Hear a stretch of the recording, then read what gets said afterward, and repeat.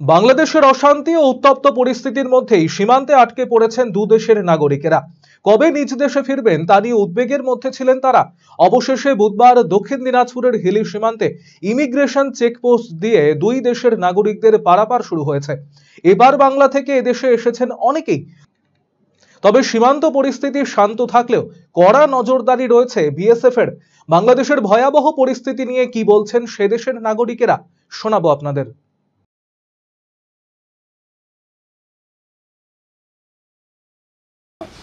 কোথায় গিয়েছিলেন? ওই মায়ের বাড়ি ঘুরতে গেছিলাম। বাংলাদেশে? হ্যাঁ, বাংলাদেশে। বাংলাদেশে কোথায় গিয়েছিলেন? ওই যে নওগাঁর দিকে। তো ওখানে কি পরিস্থিতি ছিল? এই পরিস্থিতি আর কিচ্ছু বলা যাবে না। বাপ রে বাপ, এত মার কাট, বাড়ি ঘর পুরা আগুন দিয়ে পুরা, গাড়ি ঘোড়া পুরা ভাঙ্গা চূড়া, মারামারি, বড় বড় দাও হাঁসুয়া দিয়ে লাঠি ঠাঙা দিয়ে মারতিছে। যাকে রাস্তার পাশে তাকে মারামারি করতেছে। হিন্দুর মেয়েরা ঘরের থেকে বাড়াতে পারতেছে না, সব সময় ঘরের ভিতর থাকতেছে। এমন মার ধর করতেছে, বড় বড় দাও হাঁসুয়া নিয়ে। আমরা তো গেছি, আমরা এদের কয়দিন হলো, 15-20 দিন হলো আমরা গেছি। কেমন করে আসবো, গাড়ি পাই না, গাড়ি বন্ধ।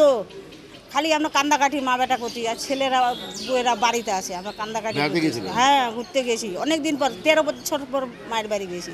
আর যাই সুখ শান্তি পাওয়া গেল না, এই অবস্থা। কিভাবে আসলেন? না, আসার সময় টোটো দিয়ে আসলাম। 5টার সময় বাড়ি থেকে বাড়াইছি, 5টার সময় বাড়াইছি। রাস্তাতে কিছু হয়নি।